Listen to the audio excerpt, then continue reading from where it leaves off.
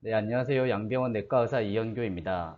오늘은 제가 평소에 혈압 환자들, 고혈압 환자들 진료하면서 중요하다고 생각했던 것들 몇 가지 말씀드리려고 합니다.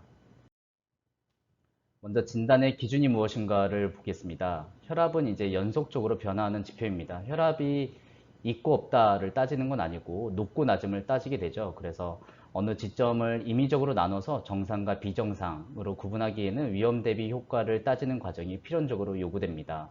전통적으로 그래서 고혈압은 해당 혈압을 낮추었을 때 이로 인한 위험보다 이득이 큰 것이 증명된 수치를 고혈압의 진단 기준으로 사용해 왔었습니다.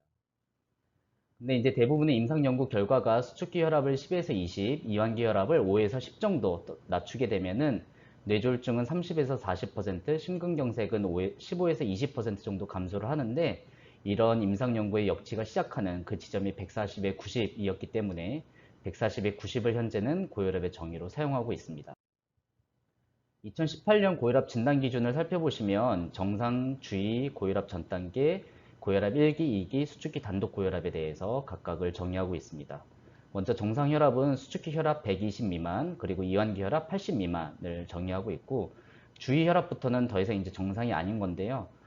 수축기 혈압 120에서 129, 그리고 이완기 혈압 80 미만, 고혈압 전 단계는 130에서 139 또는 80에서 89, 고혈압 전 단계부터는 이제 또는이 적용이 돼서 위에 수축기, 밑에 이완기 혈압 중에 어느 하나만이라도 기준을 만족하게 되면 고혈압 전 단계가 되겠습니다.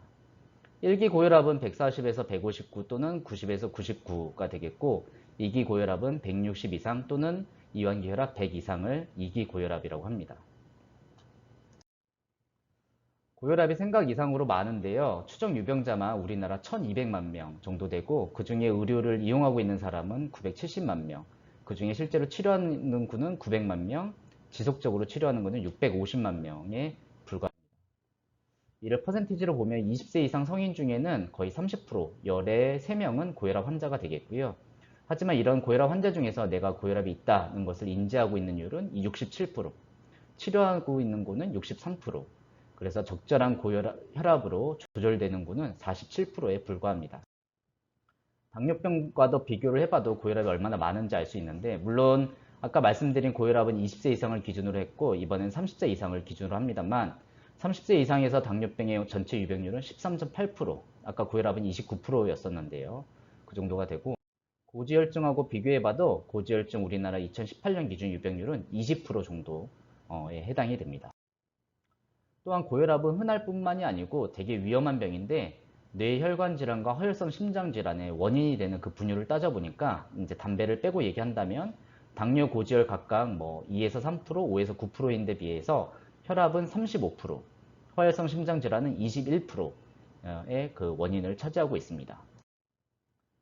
제가 이제 진료실에서 진료를 볼 때 가장 많이 강조하는 게 가정혈압 측정인데요. 가정혈압은 내가 재고, 우리 집에서 재고, 전자혈압계로 잰다. 이 세 가지 특징이 있기 때문에 먼저 내가 잰다는 거에서 이제 의료진이 이제 이렇게 흰 가운을 입고 있기 때문에 배기 효과를 배제할 수 있습니다. 흰 가운만 봐도 마음이 불편해서 혈압이 일시적으로 올라가는 경우가 실제로 진짜 많고 그런 경우를 우리가 배기 효과라고 하는데요. 내가 우리 집에서 재니까 당연히 그런 효과가 배제가 되겠고요. 우리 집에서 잰다는 거는 결국 혈압계를 구매했다는 얘기고 뭘 샀다는 거는 치료 수능도 증가로 이어집니다. 또한 매일 여러 번 측정 가능하기 때문에 평균 혈압이나 혈압의 변동, 추이 등을 쉽게 알아볼 수 있습니다. 물론 가정혈압 측정도 단점이 있는데요. 측정에 대한 확실한 교육이 필요하겠고 안정시 혈압만을 사용하게 돼서 운동 또는 스트레스에 대한 혈압 반응을 보는데 좀 제한적이며 전자식 혈압계의 특성상 노인의 이완기 혈압 평가에는 정확성이 좀 떨어진다고 알려져 있습니다. 가정혈압이 더 정확하게 예측한다. 진료실에서 재는 혈압이 흔히 더 정확하다고 생각을 많이들 하시는데요. 가정혈압을 측정하는 것이 총 사망이나 혈압으로 인한 심혈관계 사망을 예측하는데 훨씬 더 정확하다는 게 이런 대단히 연구에서 입증된 바 있습니다. 또한 혈압은 가정혈압 측정은 배기고혈압과 감염고혈압을 구분할 수 있는데요. 배기고혈압은 진료실에서는 높은데 집에서는 정상인 경우, 감염고혈압은 그 반대로 진료실에선 정상인데 가정에서 높은 경우를 정의합니다. 이것들도 각각의 이제 위험성을 가지는데요. 왜냐하면 항상 높은 혈압은 당연히 위험성이 가장 높지만 앞서 말씀드린 감염고혈압이나 배기고혈압 또한 정상 혈압보다는 훨씬 더 심혈관계 사건의 발생률이나 총 사망률을 증가시킨다고 알려져 있습니다. 또한 가정혈압 측정은 밤에도 잴 수 있기 때문에 야간 혈압 상승 및 저하를 평가할 수 있습니다. 보통 고혈압 환자나 정상적인 경우에는 야간 혈압이 주간 혈압보다 10에서 20% 정도 낮게 됩니다. 만약에 낮에 140에 90이었다면 야간 혈압은 120 전후 혹은 76 전후가 됩니다. 하지만 이렇게 야간 혈압 저하가 없이 오히려 주간보다 높아지는 경우나 야간 혈압이 엄청 떨어지는 경우도 생각해 볼 수가 있는데요. 만약에 정상적으로 이제 야간에 혈압이 떨어지는 경우에 심혈관계 사망률을 1이라고 본다면 떨어지지 않는 경우는 그거의 2.56배, 오히려 올라가는 경우는 심혈관계 사망률이 똑같은 혈압 환자라고 하더라도 3.69배로 훨씬 더 증가해서 더 위험한 고혈압 환자가 됩니다. 그런데 이런 더 위험한 군을 감별을 하려면 가정혈압을 꼭 측정해야 됩니다. 그래서 이제 진단 기준 아까 말씀드린 140에 90에서 가정혈압은 각각을 5를 빼가지고 수축기는 135, 이완기는 85 이상을 가정혈압을 측정했을 때 고혈압의 진단 기준으로 사용하고 있습니다. 이 내용은 이제 실제 제 진료실에서 환자랑 얘기했던 내용인데요. 혈압이 오르면 그럼 어떤 문제가 생길까?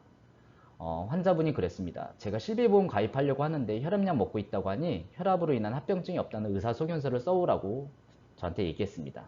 그래서 저는 이제 환자분한테 합병증을 알기 위해서는 몇 가지 조사를 해야 된다고 말씀드렸고요. 그때 이제 생각해 봐야 될 게 고혈압으로 인한 실제 증상이 있는 경우는 보통은 후두 부위 이제 두통을 호소하시게 되는데 고혈압 환자 열에 한 명이 될까 말까 합니다. 그래서 이제 무증상이면서 장기 손상을 일으키는 게 실제로 고혈압이 제일 무서운 거고, 그래서 우리가 이제 혈압약을 이렇게 열심히 먹게 되는데요. 뇌는 뇌실주의 백질, 고신호 강도, 미세 출혈, 무증상 뇌경색, 심장은 심장이 커지는 이제 좌심실 비대, 콩팥은 단백뇨, 혈관은 죽상 경화반 등이 생길 수가 있고, 망막에도 혈압으로 인한 망막증이 생길 수 있습니다. 따라서 이런 것들을 조사하기 위해서는 두부 MRI나 심전도, 심장 초음파, 소변 혈액 검사 및 신장 초음파, 경동맥 초음파, 안과 진료 등을 보는 것이 고혈압으로 인한 무증상 장기 손상을 찾아낼 수 있는 방법이고, 그런 것들이 필요합니다. 그러면 이렇게 무서운 혈압을 낮추면 좋은 점이 뭘까를 따져보면 수축기 혈압을 10만 낮춰도 주요 심혈관계 사건 20%, 뇌졸중 27%, 관상동맥 질환 17%, 심부전 28%, 전체 사망은 13%까지 감소하는 엄청난 효과가 있습니다. 근데 여기에 더해서 수축기를 20까지 낮추고 이완기도 10까지 낮추게 되면 뇌졸중은 무려 40%, 허혈성 심질환, 협심증, 심근경색 같은 질환들인데요. 이거는 20%까지 감소하는 효과가 있습니다. 항상 고혈압 환자분들 진단하고 약물 치료를 권해드리면 조금만 더 운동이나 식사 신경 써보고 약물 치료는 그때 고려해 보겠습니다 라고 말씀하시는 환자분들이 되게 많은데, 정답은 이제 그렇게 해도 되는 환자가 있고 그렇게 해서는 부족한 환자들이 있습니다. 생활요법에 제가 효과이자 한계라고 써놨는데, 왜 그러냐면 소금 섭취 제한을 해서는 수축기 혈압 5, 이완기 혈압 2.7, 체중 감량은 1kg당 1, 절주는 3에서 4, 운동은 5 정도.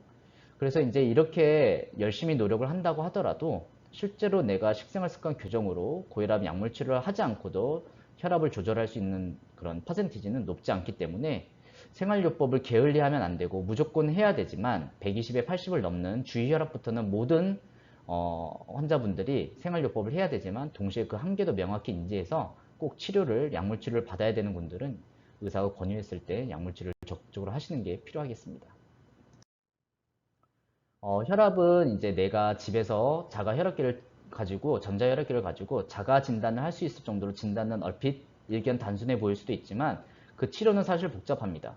심내열관계의 위험인자를 따져서 그 사람의 이제 약물 치료만 할 건지, 식생활 습관 교정과 약물 치료를 동시에 할 건지, 식생활 습관 교정만 할 건지 이런 것들이 결정이 되는데요. 여기 보시면 심내열관계 위험인자가 연령은 남자 45세, 여자는 55세, 조기 심내열관 질환의 가족력, 부친이 40세 심근경색 진단받았다, 모친이 60세 뇌졸중을 진단받았다, 담배를 태우는 경우, 비만인 경우, 아니면 고지혈증이 있는 경우, 당뇨병 전단계나 당뇨병이 있는 경우, 이런 것들의 위험인자를 가지고 위험인자를 몇 개나 가지고 있냐 개수에 따라서 약물 치료가 결정이 됩니다. 그래서 이제 요약을 해보자면 고혈압은 가정혈압 측정을 통해 자가 진단도 가능한 질병이지만 치료는 종합적인 심내열관계 위험도와 무증상 장기 손상을 평가하여 결정을 해야 되기 때문에 혈압이 높다면 전문의 진료가 꼭 필요하겠습니다. 식생활 습관 교정은 너무나도 중요하지만 동시에 그 한계를 명확히 인지하고 약물 치료가 늦춰져서는 안 되겠습니다. 혈압약제를 복용하기 시작하면 반드시 평생 먹어야 된다는 인식이 널리 퍼져 있지만 반드시 평생 먹어야 되는 약은 없습니다. 단지 평생 낮게 조절해야 될 혈압만 있을 뿐입니다.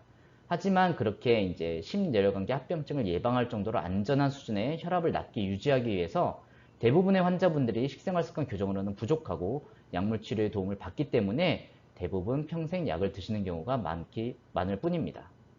식생활 습관 교정을 통해서 혈압을 낮추는 시도는 마땅히 해야 되지만 약물 치료가 늦어져서 앞서 말씀드린 무증상 장기 손상이 발생하는 것은